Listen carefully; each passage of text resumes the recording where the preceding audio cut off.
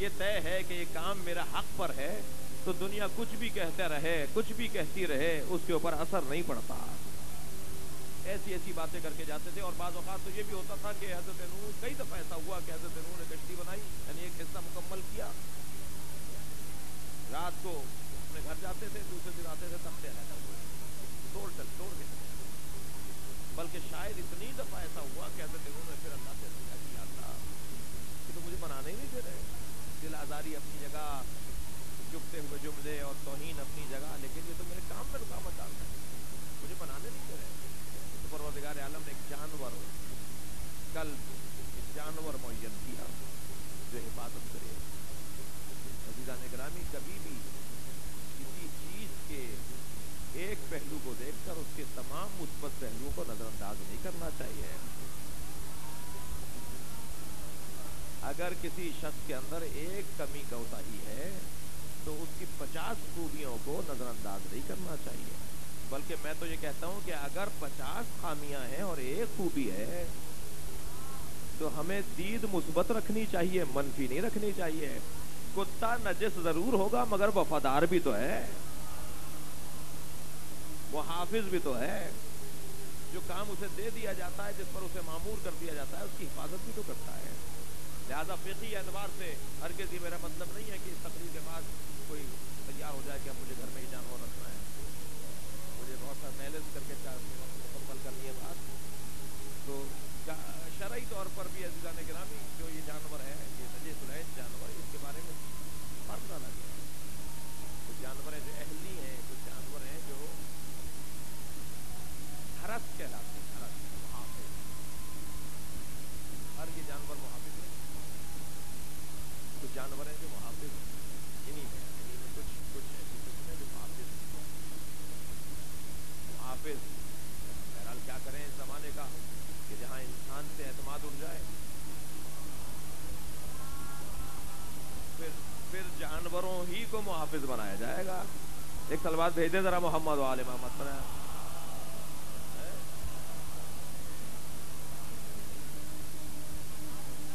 پروردگار عالم بھی وہ جو کہہ رہا ہے نا کہ یہ جن کو میں نے آنکھیں دی دیکھتے نہیں ہیں, کان دیے سنتے نہیں ہیں, زبان دی بولتے نہیں ہیں, دل دیا سمجھتے نہیں ہیں, اولئک کالانعام بل ہم اضل, یہ جانور ہیں, جانوروں سے پستر ہیں.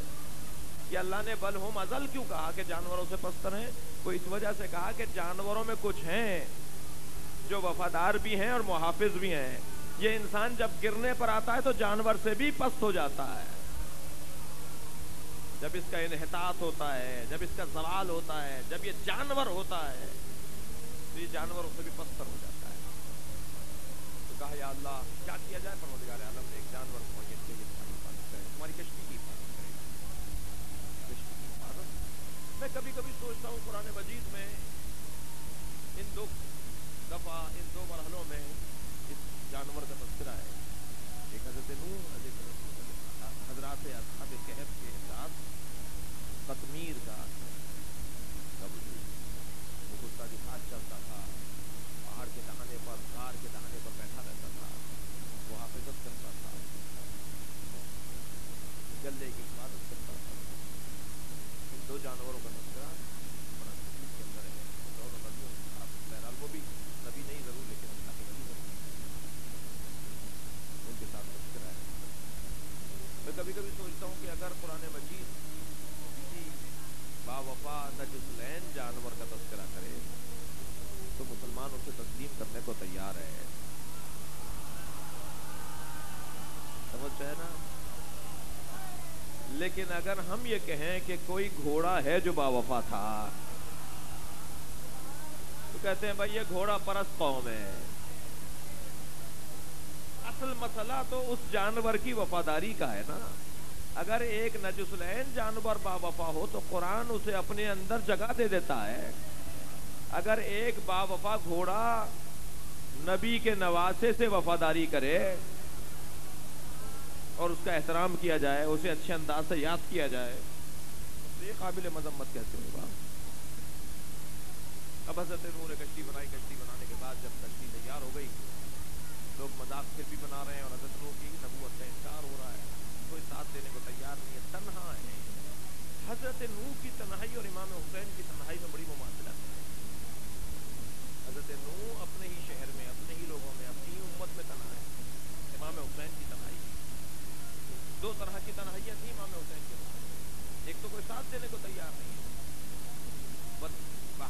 की तादाद आप जरा जोड़ तो लीजिए।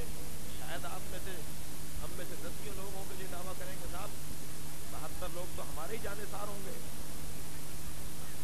जाहिरदारी ही सही, इमाम हुसैन के साथ 72 लोगों से ज्यादा नहीं होगा। फिर वो 72 भी साथ छोड़कर जा रहे हैं।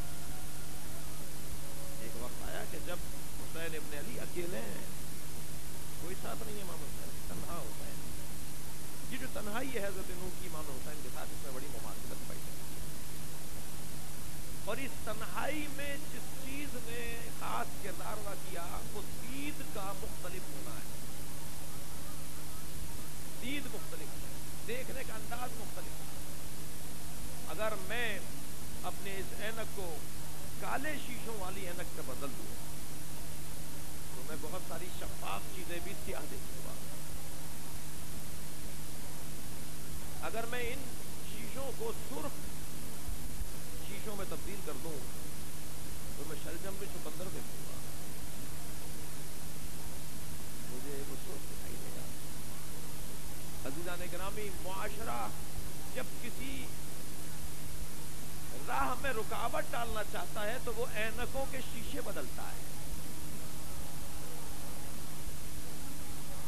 ऐनकों के शीशे बदलता है। कभी कहते हैं हक बात बोली जा रही है, कभी कहते हैं जमहूरियत की बात कही जा रही है, कभी कहते हैं इस्लाह की बात की जा रही है, कभी कहते हैं रियासत बचाओ सियासत न बचाओ।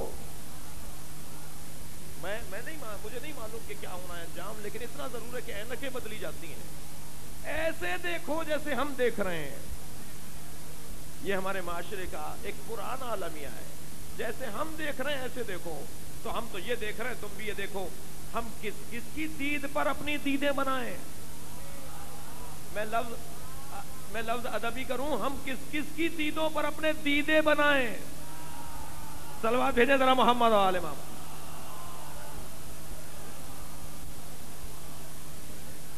कुरान मजीद कह रहा है सिबगतिल्लाह, ऐनक लगाओ मगर अल्लाह के रंग के साथ देखो। तुम्हारी ऐनक का रंग खुदाई रंग होना चाहिए। खुदाई रंग काला पीला नीला सफेद नहीं होता। खुदाई रंग वो दिखाता है जो होता है, तब्दील नहीं होने देता। हकीकत बीन चीजें हैं जो खुदाई रंग के साथ हुआ करती। और अज़ीज़ान गिरामी, उसके लिए किसी ऐनक के लगाने की जरूरत नहीं है, दिल की सच्चाई जरूरी है। बातिन और ज़मीर की तहारत जरूरी है। जब बातिन और ज़मीर हमारा ताहिर हो जाता है तो हमें फिर वही दिखाई देने लगता है जो होता है। वरना ये आंखें बड़ा धोखा खाती हैं, ये कुछ और देखती हैं, होता कुछ और है। क्या खबरदार, इन आंखों से मत देखना, देखो दिल की आंखों से। क्या दिल की आंखों से कैसे देखा जाएगा? क्या अपना मन सच्चा बनाओ, खुद ब खुद ये देखने लगेंगे। अपने अंदर को, अपने ज़मीर को साफ और ताहिर बनाओ, खुद ब खुद तुम्हें चीजें दिखाई देने लगेंगी। बहुत से लोगों को चीज दिखाई नहीं देगी जो तुम्हें दिखाई देगी। किसी ने पूछा मौला अली से, आपने अल्लाह को देखा है? फरमाया बगैर अल्लाह को देखे हुए अली इबादत नहीं करता।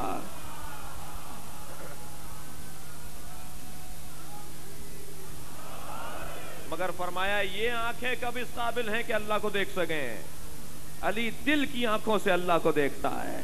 सलवात भेजे मोहम्मद व आले मोहम्मद।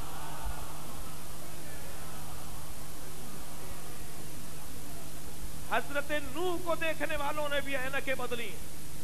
अब उन्हें स्याह दिखाई दे रहा है, और वो ये कि इक़दामात को मनफी रंग देना, इन इक़दामात का मनफी रंग जाहिर करना, जज्बाती रंग जाहिर करना, जल्दबाजी की कैफियत का इजहार करना, और ये बोलना कि ये काम अक्लमंद लोगों का नहीं है। बहुत ही मोहताज मरहला है। ये कहना कि ये अक्लमंद लोगों का काम नहीं है, ये समझदार लोगों का काम नहीं है।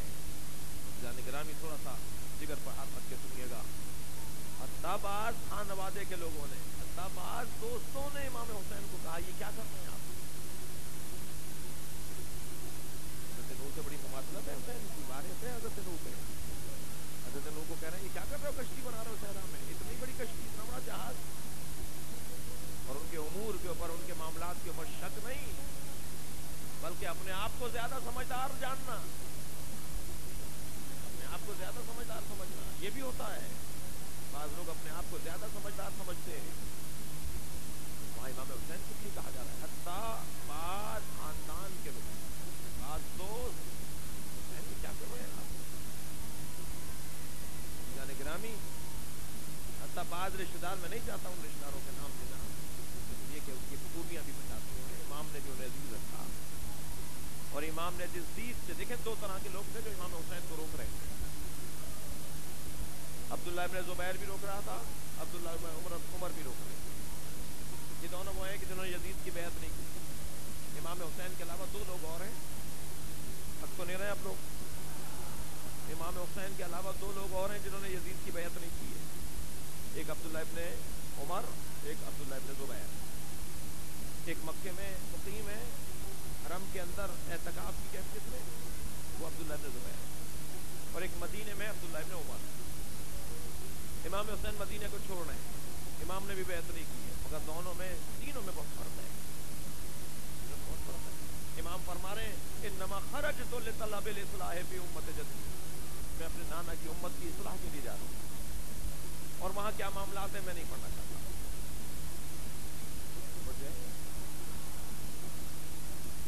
کسی نے کیوں کہا, ایک سلوات بھیجے محمد والے.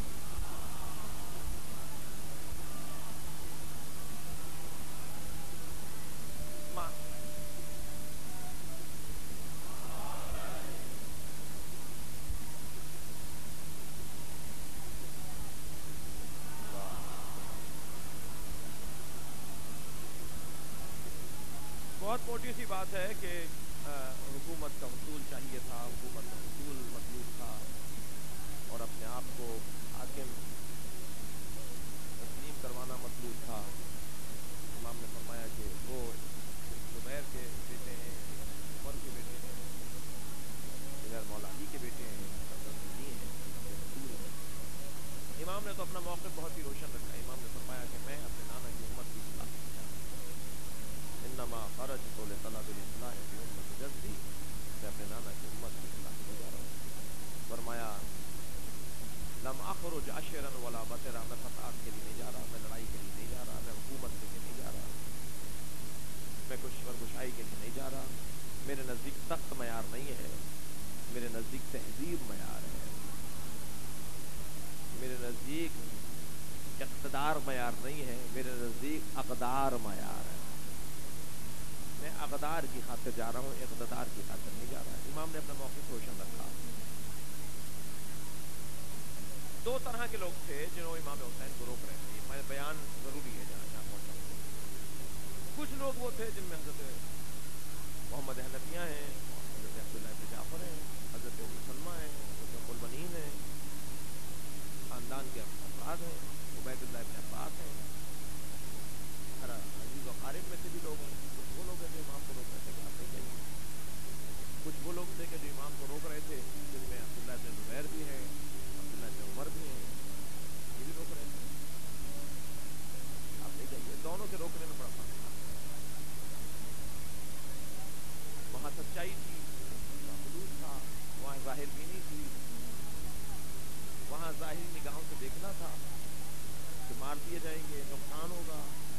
یہ کوفے والوں پر کیوں بھروسہ کر رہے ہیں؟ کوفے والوں نے ان کے والد کے ساتھ کیا کیا, ان کے بھائی کے ساتھ کیا کیا, پھر انہی کو آزما رہے ہیں جنہوں نے ان کے والد کو اور ان کے بھائی کو بھی دھوکہ دیا. امام یہ فرماتے رہے کہ میں جو کر رہا ہوں وہ تم نہیں جانتے, اس کی حکمت اور فلسفے میں. سوال یہ ہے کہ کیا واقعاً مومن ایک سوراخ سے 2 مرتبہ ڈسا جاتا ہے؟ یہ تو معصوم ہی فرما رہے ہیں نا, مولا علی ہی فرما رہے ہیں کہ مومن ایک سوراخ سے 2 مرتبہ نہیں ڈسا جاتا.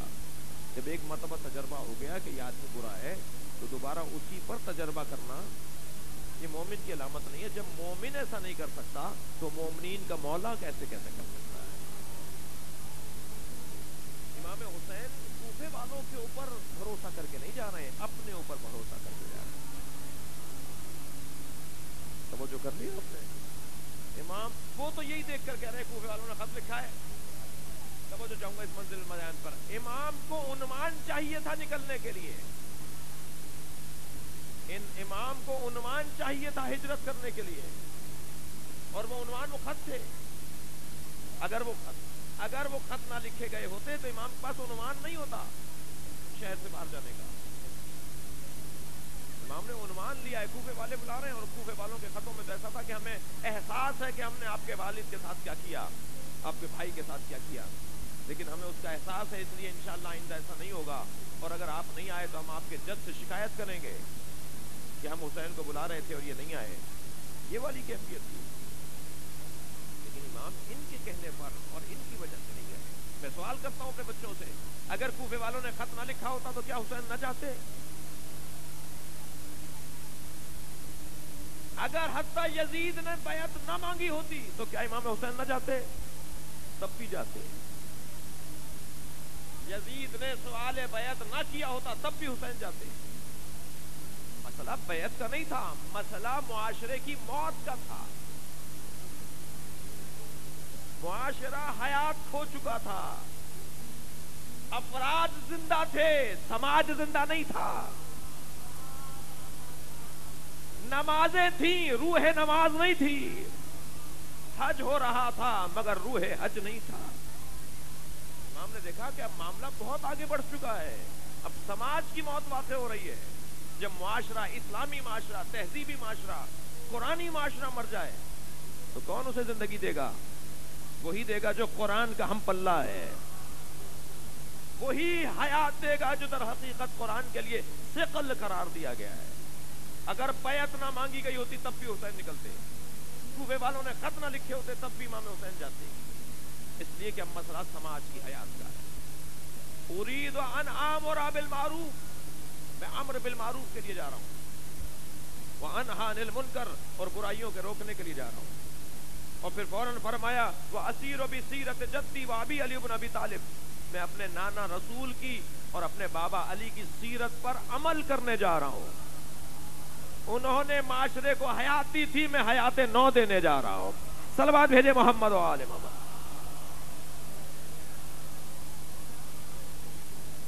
میں معاشرے کو مرنے نہیں دوں گا, جب تک حسین زندہ ہے معاشرہ مر نہیں سکتا.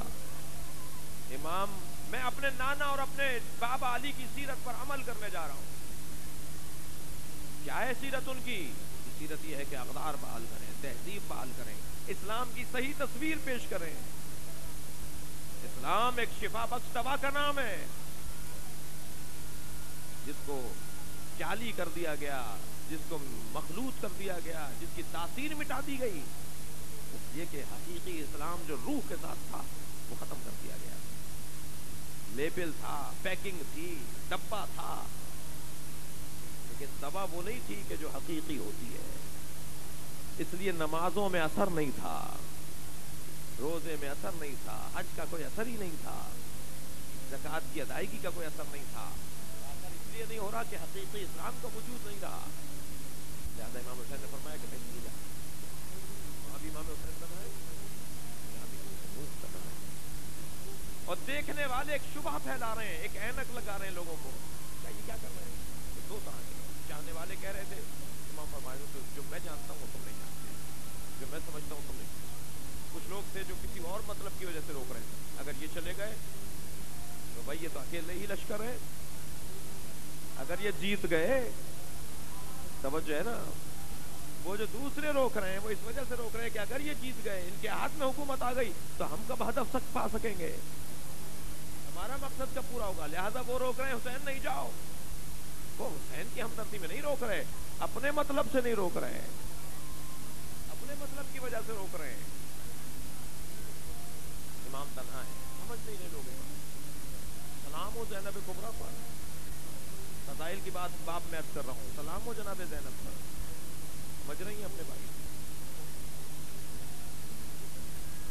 ازواج پر سلام ہو, سمجھ رہے ہیں اپنے مولا کو.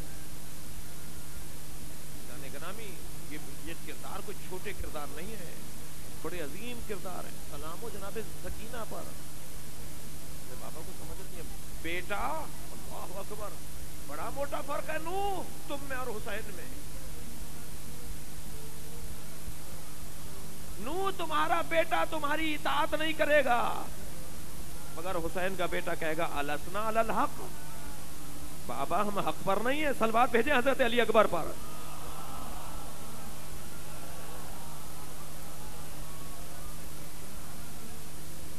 بابا کیا ہم حق پر نہیں ہیں؟ فرمایا ہم حق پر ہیں. کہا بابا اگر ہم حق پر ہیں تو موت ہم پر آ جائے, ہم موت پر چلے جائیں.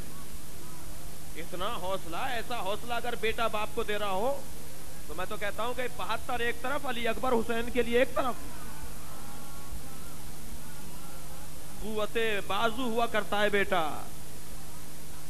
اہل خانہ, گھر والے, زوجہ, بچے, اولاد, ساری دنیا ساتھ نہ دے اور گھر والے ساتھ دے رہے ہوں. جملہ کہہ دوں, ساری دنیا ساتھ نہ دے اور گھر والے ساتھ دیں تو نبی اعلان نبوت کرتے ہیں. صلوات بھیجے محمد و آل محمد پر.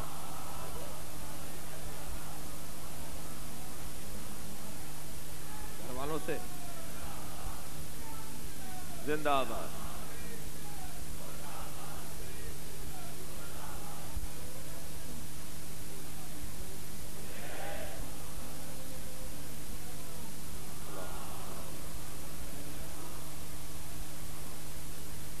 کشتی بنا لی انہوں نے, پانی اوپر سے بھی برسنے لگا اور نیچے سے بھی ابلنے لگا. اور پانی جب بڑھنے لگا تو کشتی حرکت میں آئی. کشتی کو حرکت میں لانے کے لیے بھی بڑا سمندر چاہیے تھا. اور جب پانی اتنا بڑھ گیا کہ کشتی ہلنے لگی اور لوگ ڈوبنے لگے تو روح ہے جو پکار پکار کے کہہ رہے ہیں کہ آؤ اس نجات کی کشتی میں سوار ہو جاؤ. جو کر لیا آپ نے. اب لوگ سوار ہو رہے ہیں, بہت سارے لوگ فرار کر رہے ہیں, کچھ لوگ سوار ہو رہے ہیں. 80 لوگ انسانوں میں, ہر قسم کی جانوروں کی قسم کو بھی حضرت نوح نے کشتی میں ڈال دیا. نسل میں محفوظ رکھنے کے لیے, نسلوں کو محفوظ رکھنا تھا. مختلف پرندوں کو ڈالا, مختلف جانوروں کو کشتی میں ڈالا. اور 80 لوگ تھے کہ جو سوار ہوئے کشتی میں. بیٹا سوار نہیں ہو رہا. پکار پکار کر بیٹے آجا, تباہ ہو جائے گا, برباد ہو جائے گا. اللہ اکبر. نوح کا بیٹا باپ کی بات نہیں مان رہا. عزیزان گرامی ذرا غور تو فرمائیں. بڑا قرابت کا رشتہ ہے بیٹے اور باپ میں. اگر باپ کی بات بیٹا نہ مان رہا ہو, یہ ایک بہت بڑا امتحان ہے باپ کے لیے. حضرت نوح مگر ایک جو قرابت کا رشتہ ہے, ابوت اور بنوت کا رشتہ ہے, اس کی بنیاد پر بار بار کہہ رہے ہیں بیٹا سوار ہو جاؤ. کہا نہیں میں نہیں سوار ہوں گا.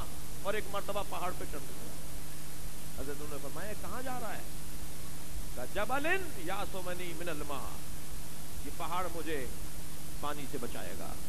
آپ نے دیکھا جو نبیوں کی نہیں مانتا پھر وہ پتھروں کی مانتا ہے. پھر اس کا مقدر اتنا گر جاتا ہے, پھر اس کا مستقبل اتنا خراب ہو جاتا ہے کہ پھر پتھروں کی بات مانتا ہے, پہاڑوں کی بات مانتا ہے. عزیزان گرامی جملہ اور کہہ دوں, جو نبی کی نہیں مانتا یا پہاڑ پر چڑھتا ہے یا پہاڑ سے اترتا ہے. صلوات بھیجے محمد و آل محمد.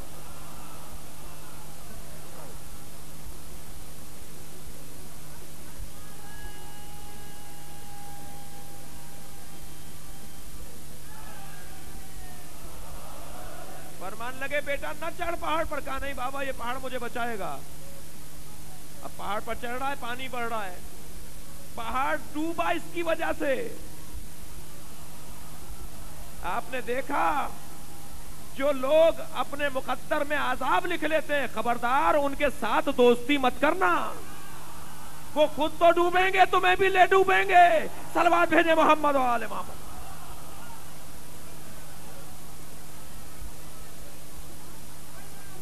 جس کے مقدر میں عذاب ہو. جوان ذرا توجہ کریں اس منزل بیان پر. میرے امام معصوم امام علی رضا علیہ الصلوۃ والسلام نے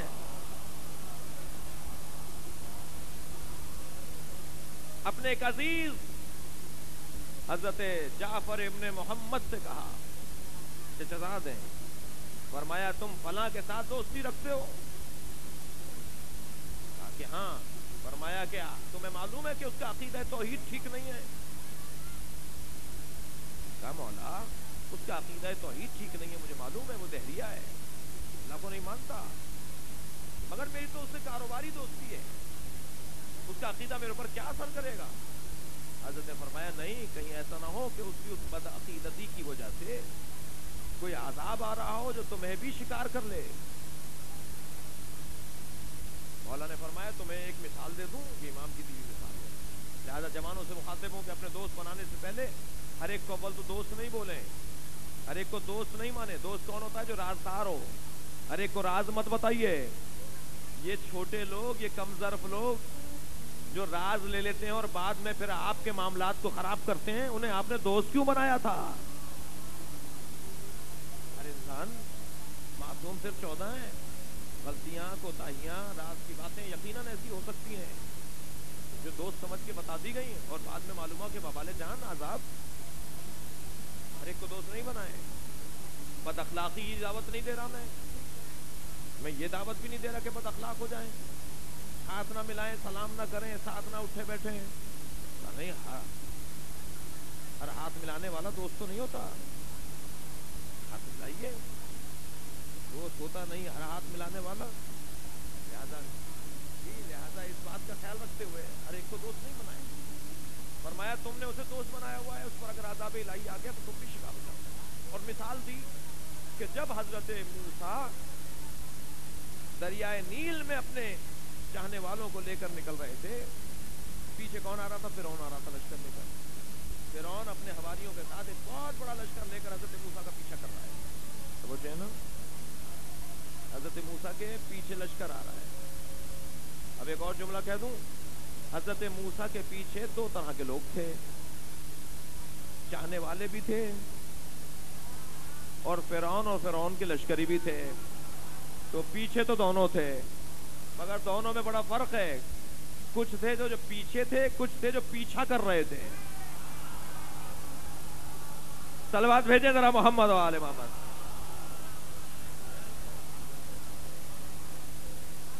تو خبردار، ہر پیچھے چلنے والے کو چاہنے والا مت شمار کر لینا. کیا معلوم یہ پیچھے کیوں چل رہے ہیں، کیا ہدف اور کیا مقصد رکھتے ہیں.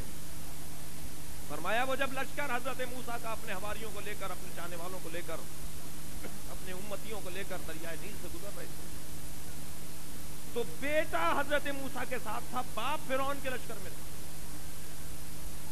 ایک بیٹا حضرت موسیٰ کا چاہنے والا ہے، اسی بیٹے کا باپ فرعون کا چاہنے والا ہے. وہ اس لشکر میں، بیٹا اس لشکر میں.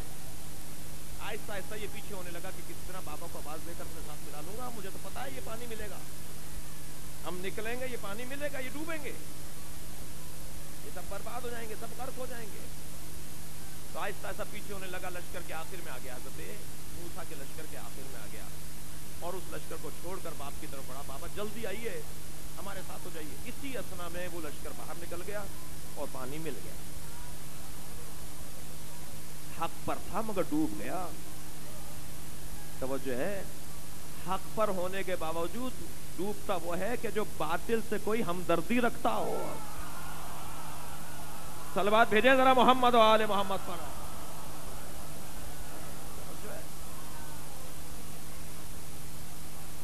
تو حضرت نوح کا بیٹا پہاڑ پر چڑھ رہا، یہ پہاڑ بھی ڈوب گیا. خبردار اس بات کا خیال رہے کہ دوستی نہ کی جائے اس سے کہ جو خود بھی نجات نہیں پائے گا. مگر سلام ہو دربار سے نوح حسین کہ علی اکبر. بابا سے کہنے بابا ہم پر نہیں ہے. ہاں بیٹا ہم پر ہیں. گھوڑے پر بیٹھے تھے امام ذوالجناح پر. تو ایک مرتبہ فرمایا حضرت علی اکبر قریب آئے، بابا آپ نے کلمہ استرجاع پڑھا ہے؟ فرمانے لگے بیٹا ابھی میرے کان میں آواز آئی تھی، یہ قافلہ جا رہا ہے اور موت ان کے پیچھے پیچھے چل رہی ہے، موت ہمارے پیچھے آ رہی ہے. فرمایا بابا ہم پر نہیں ہے، ہم پر ہیں. وہاں بھی بیٹے کو سلام ہو اور حسین کے انداز تربیت پر سلام ہو. بیٹے کے رشتے میں ساتھ نہیں ہے، بابا کے رشتے میں ساتھ نہیں ہے، حق کے رشتے سے ساتھ ہے.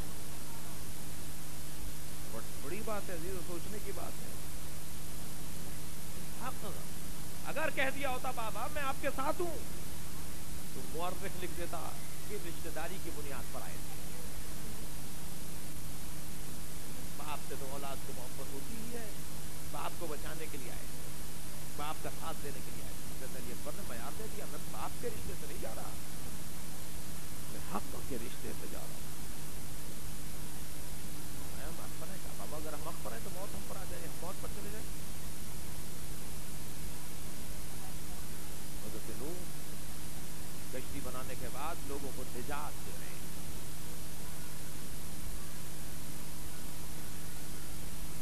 तरह की कश्तियों का तज़किरा है कुरान मजीद में, और कुरान की रोशनी में हदीस में, यानी या यूं कह लो कि 3 निजात की कश्तियां हैं।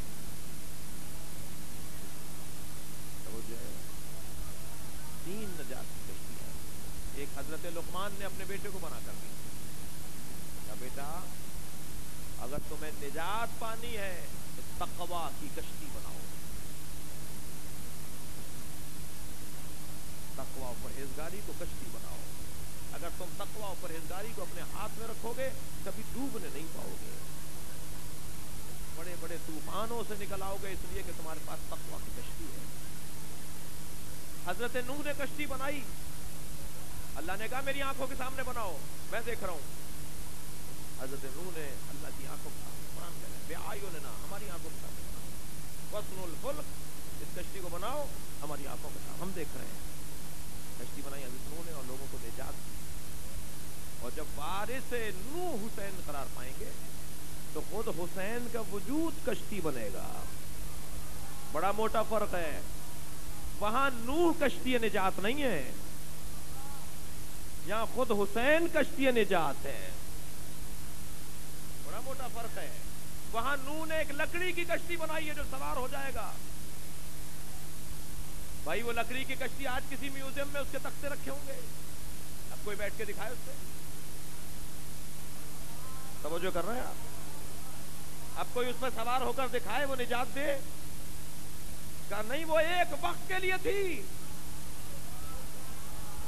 वो वक्त गुजर गया, निजात का उन्वान भी खत्म हो गया। जो वारिस नूह करार पाएगा वो खुद कश्ती होगा और किसी एक वक्त मुअय्यन के लिए नहीं होगा। कयामत तक जिक्र हुसैन करते रहो, निजात पाते रहो। सलवात भेजे मोहम्मद व आले मोहम्मद।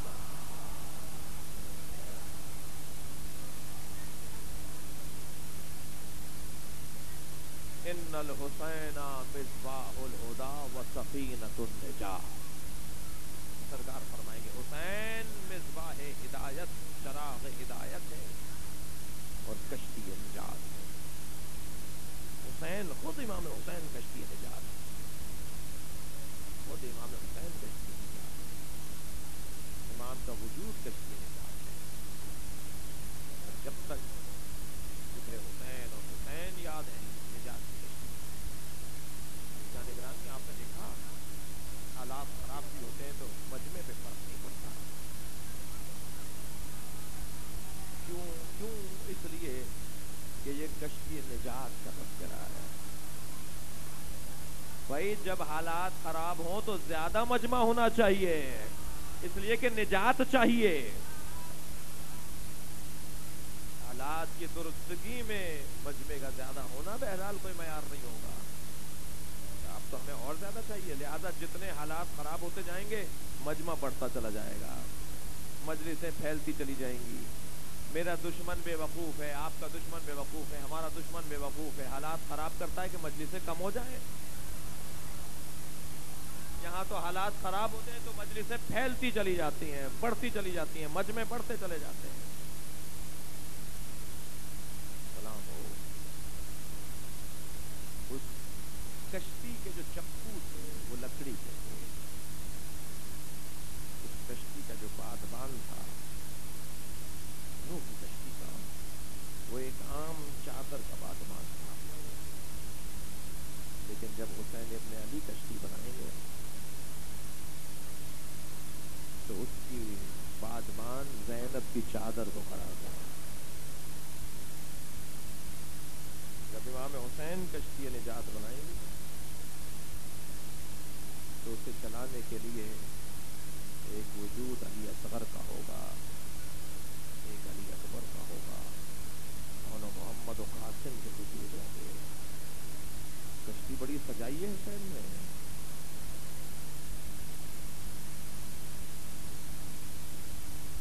और कश्ती का एक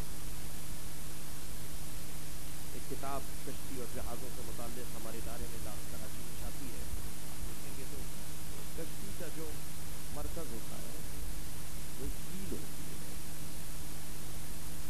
मरकज़ उस पर पूरी कश्ती का बैलेंस होता है, उस पर पूरी कश्ती का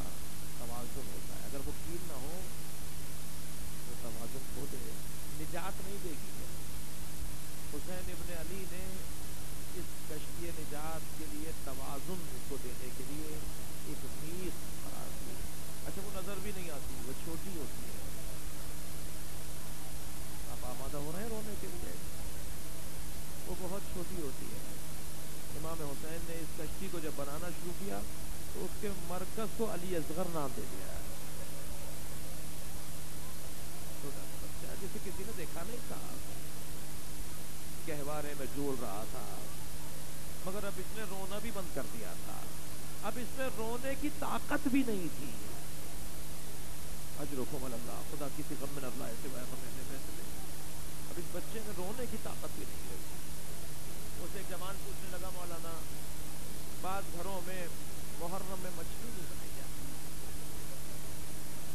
کڑھائی نہیں چڑھائی جاتی, مچھلی نہیں تلی جاتی, اس کا فلسفہ کیا ہے؟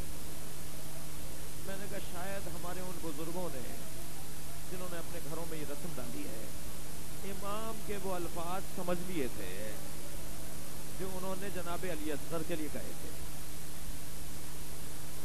جب مچھلی پانی سے باہر آتی ہے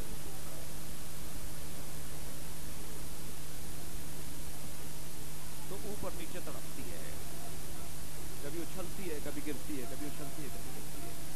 بہت دیر تک ایسے کرتی رہتی ہے. جب اس کے اندر دم نہیں رہتا تو پھر وہ کروٹیں لیتی ہے, دائیں بائیں کروٹیں لیتی ہے.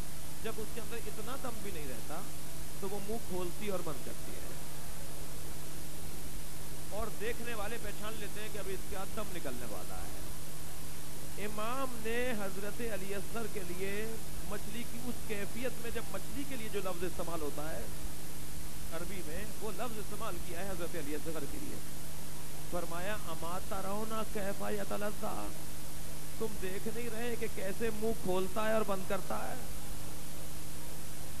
اس کا تو آخری لمحہ ہے, یہ تو کچھ دیر کے بعد ویسے ہی رحلت کر جائے گا. اسے دو گھونٹ پانی پلا دو اور رونے آئے ازادارو. جو شیرخوار بچہ ہوتا ہے نا, وہ گلاس بھر کے پانی نہیں پیتا.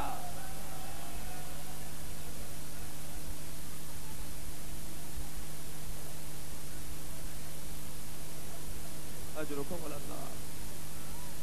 اس کے لبوں پر چند قطرے ٹپکائے جاتے ہیں, وہ اس کے لیے کافی ہوتا ہے. میرے ایک استاد آیت اللہ فاطمیہ بیان کر رہے تھے, حضرت علی اصغر کے مصائب بیان کرتے ہوئے بیان کرتے ہیں, کہنے لگے کہ ایک گھر میں 6 مہینے کا بچہ ساری رات روتا رہا. ماں باپ پریشان, کبھی لٹائیں, کبھی بٹھائیں, کبھی کپڑے بدلائیں, سمجھ میں نہیں آ رہا یہ رو کیوں رہا ہے.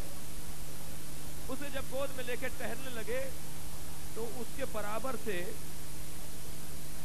ایک گھر کا فرد گزرا جس کے ہاتھ میں گلاس تھا پانی کا. یہ بچہ اس کی طرف جھکنے لگا. ماں سمجھ گئی پیاسا ہے. اب یہ بول تو سکتا نہیں ہے کہ میں پیاسا ہوں, یہ روئے گا کہ مجھے پانی چاہیے. کیسے سمجھیں؟ اجرکم اللہ, خدا کسی غم میں نہ رلائے سوائے غم اہل بیت میں ہمیں رونے رلانے والوں نہ قرار دے. امام فرمایا تم دیکھ نہیں رہے مچھلی کی طرح کیسے منہ کھولتا ہے بند کرتا ہے. ایک تیر سے شعبہ سے حضرت علی اصغر کو شہید کر دیا گیا. سلام اس ماں پر ہو جس نے اپنے اتنے سے بچے کو نہر ہوتے ہوئے دیکھا, مگر زبان پر شکوہ نہیں آیا جناب رباب کے. فرمایا میرے والی کیا کریں گے اس بچے کا؟ کہ چلو اسے قبر کے حوالے کر دیتے ہیں. شاید حسین ابن علی نے یہ اس لیے کیا ہو کہ یہ گھوڑوں کی ٹاپ برداشت نہیں کر پائے گا. یہ پھول سا بچہ, یہ کلی سا بچہ جو بن کھلے مرجھا گیا, ایک ننھی سی قبر کھودی. عجیب مظلومیت ہے حسین اور رباب کی. اپنے بچے کا لاشا اٹھا رہے ہیں, باپ لاشا اٹھا رہا ہے, ماں تشیع جنازہ کر رہی ہے. قبر کے حوالے کیا, گرم گرم ریت ڈالنا شروع کی. میں نے دیکھا کہ جب امام حسین ریت ڈالتے ہوئے, پیروں سے ریت ڈال رہے تھے, جب ریت ڈالتے ہوئے حضرت علی اصغر کے چہرے پر آئے ہیں تو آپ نے منہ موڑ لیا اور ریت ڈالنا شروع کی ہے. بڑا سخت تھا حسین ابن علی کے لیے. سلام ہو جناب رباب پر. جناب رباب ہمیشہ اپنے بچے کو یاد کیا کرتی ہیں. مدینے میں دھوپ میں بیٹھ کر مرثیہ کہتی ہیں, ایک دن علی اصغر یاد آیا تو مرثیہ لکھ رہی ہیں، اے علی اصغر میں نے بہت بچے دیکھے جن کا دودھ چھڑایا جاتا ہے تو ان کا لاڈ اٹھایا جاتا ہے، ان سے پیار کیا جاتا ہے، ان کی فرمائشیں مانی جاتی ہیں۔ علی اصغر میں نے تو جیسا بچہ نہیں دیکھا جس کا تیر سے دودھ چھڑایا۔ اجرکم اللہ، اجرکم اللہ۔ ابو حمزہ صومالی امام سجاد کے صحابی امام کی خدمت میں آئے، کنیز دروازے سے لے کر گئی صحن خانہ سے گزارتی ہوئی۔ ابو حمزہ کہتے ہیں میں نے دیکھا کہ صحن خانہ میں ایک برقع پہنے ہوئے بی بی ہے جو دھوپ میں بیٹھی ہے۔ امام سے درس لیا، واپس آئے، کیا دیکھا کہ دھوپ ڈھل گئی ہے مگر وہ بی بی وہاں سے اٹھ کر دھوپ میں جا کر بیٹھ گئی ہے۔ ابو حمزہ کھڑے ہو گئے، امام نے فرمایا ابو حمزہ کیا سوچ رہے ہو؟ فرمایا مولا شاید کسی غلطی پر آپ نے اپنی کنیز کو سزا دی ہے، اجرکم اللہ، اور آپ نے اسے دھوپ میں بٹھا دیا ہے۔ امام نے فرمایا ابو حمزہ میری ماں رباب ہے، یہ میرے پاپا سے وعدہ کیا تھا جب تک زندہ رہوں گی کبھی سائے میں نہیں بیٹھوں گی۔ ابو حمزہ تو چلے گئے روتے ہوئے، امام سجاد برابر میں آ کے بیٹھ گئے، فرمان لگے اماں اب تو دوسرے بھی کہتے ہیں انہیں سائے میں لے آؤ۔ نحیف سی آواز، جناب رباب کی آواز نحیف تھی، نحیف سی آواز میں کہا اے زین العابدین ہرملہ مارا گیا۔ اجرکم اللہ، تھک کر نہیں روئیں عزاداروں، اپنی آوازوں کو آزاد چھوڑیں۔ اے زین العابدین کیا ہرملہ مارا گیا؟ میرے بچے کو مار دیا، کیا بگاڑا تھا علی اصغر نے؟ تیر بھی مارا تو وہ جو جانوروں کو مارنے کے لیے استعمال کیا جاتا۔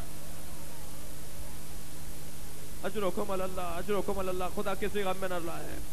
میں نے مقتل میں دیکھا امام سجاد نے مختار تک پیغام بھیجا، مختار تم قاتلان حسین سے بدلہ لے رہے ہو، ہمیں تو جب ہرملہ مارا جائے بتا دینا۔ اجرکم اللہ، میں اپنی ماں کو سائے میں لے جانا چاہتا ہوں، کہیں بی بی کی رحلت نہ ہو جائے۔ مختار نے ہرملہ کو جب تلاش کر لیا، گرفتار کر کے لائے، بعض روایات میں ہے وہی میدان میں مقابلہ کیا اور اسے مارا، بعض روایات میں ہے کہ دربار میں بلایا، اور مختار بھی چاہتے ہیں کہ لوگوں پر آیا ہو کہ کیا ہوا تھا۔ کہا کوفے میں ساری وہ عورتیں بلا لی جائیں، کوفے کی ساری وہ عورتیں بلا لی جائیں جن کے گودوں میں چھوٹے بچے ہیں، تاکہ انہیں معلوم ہو کہ چھوٹے بچوں کو اگر مار دیا جائے تو ماں پر کیا گزرتی ہے۔ بالکونیوں میں عورتیں بیٹھی ہوئی ہیں، دربار سجا ہوا ہے۔ مختار نے کہا ہرملہ کیا کیا تھا کربلا میں؟ تھک کر نہیں روئے عزادارو۔ ہرملہ نے اپنے حال بیان کرنا شروع کیا، میرے پاس میرے ترکش میں 6 تیر تھے، 3 تیروں نے خطا کی، مگر 3 تیروں نے کربلا میں میرے امیر کے حکم پر یعنی پسر سعد کے حکم پر کام دکھایا۔ ایک تیر میں نے عباس کے مارا، اجرکم اللہ، ایک تیر میں نے حسین کے مارا۔ امام حسین کے کہاں مارا؟ سینے میں تیر مارا۔ رونے آیا زدارو، یہ وہی تیر ہے جس کے بعد حسین سے بیٹھا نہیں گیا، اجرکم اللہ، امام حسین سے گھوڑے پر بیٹھا نہیں گیا۔ اس تیر کے اندر 3 پھل تھے، اور ان پھلوں کے جو لوہے کی کناریاں تھی وہ لوٹتی تھی واپس، یہ لوہے کے تیروں کی کناریاں واپس لوٹتی تھی، پھل واپس لوٹتے تھے۔ جب امام حسین کے سینے میں تیر لگائے نا تو کمر سے نکل رہا تھا، امام نے چاہا کہ اسے واپس نکالیں تو اس کے مڑتے ہوئے پھل، بڑا سخت مصائب کا مرحلہ ہے، اس کے مڑتے ہوئے پھل باہر نکلنے میں تکلیف کر رہے تھے۔ سنیں گے عزادارو کیا کیا حسین نے؟ پشت سے تیر کو نکالا، ایک فوارہ تھا جو حسین کے سینے سے خون کا نکلا۔ آواز سے جناب مجھ سے بیٹھا نہیں جا رہا، مجھے زمین پر اتار دے۔ کا تیسرا تیر میں نے علی اصغر کے مارا۔ جب پہلے 2 تیروں کا تذکرہ عورتوں نے سن لیا جن کی گودوں میں بچے تھے، جب تیسرے تیر کا تذکرہ سنا گودوں سے بچے چھٹنے لگے. اس ماں نے کیسے لاشا دیکھا. الا لعنت اللہ علی قوم الظالمین فسيعلم الذین ظلموا أي منقلب.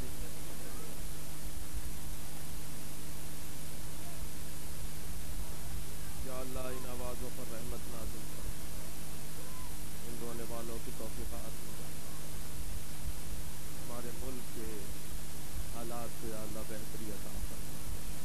امام زمانہ کے ظہور کی بازی ربنا آتنا فی الدنیا حسنۃ وفی الآخرۃ یا حسین یا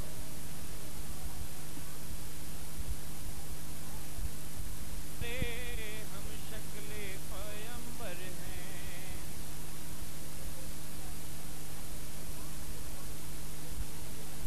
نوحے میں میرے ذکر ہم شکل پیمبر ہیں.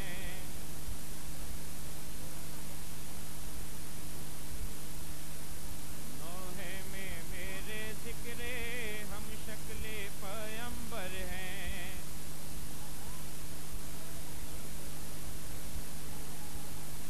بڑھتے ہیں کبھی آگے، ہٹتے ہیں کبھی پیچھے.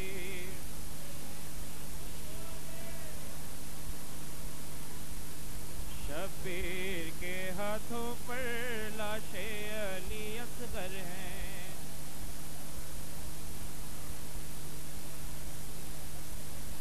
نوحے میں میرے ذکر ہم شکل پیمبر ہیں.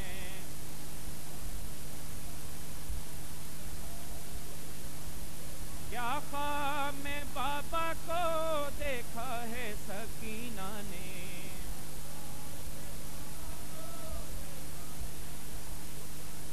کیا خواب میں بابا کو دیکھا ہے سکینہ نے.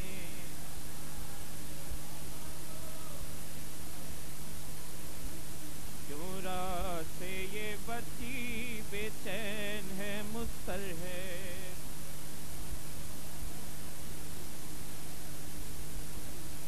نوحے میں میرے ذکر ہم شکل پیمبر ہیں.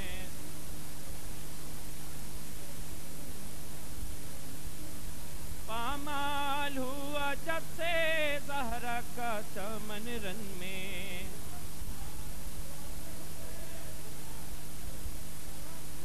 پامال ہوا جب سے زہرا کا چمن رن میں.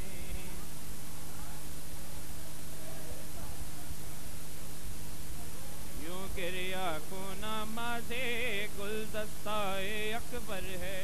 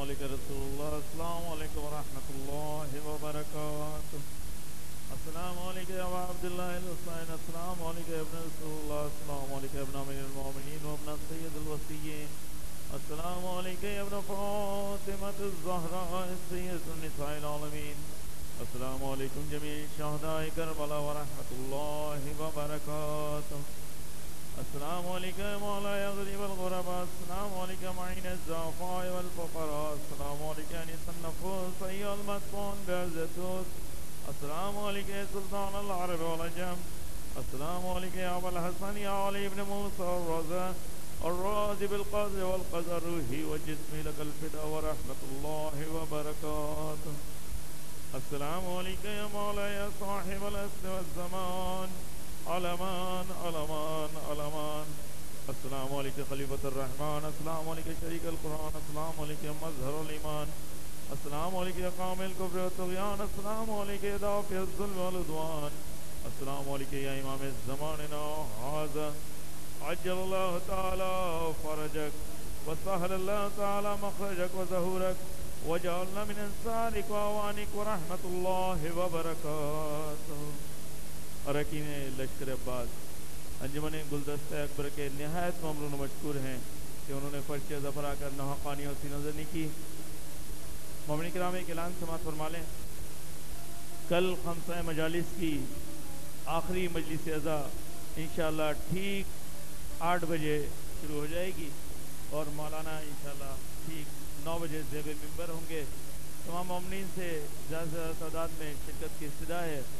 کل کی مجلس میں علم حضرت عباس اور ہماری کی زیارت کرائی جائے گی، تمام مومنین سے شرکت کی استدعا ہے۔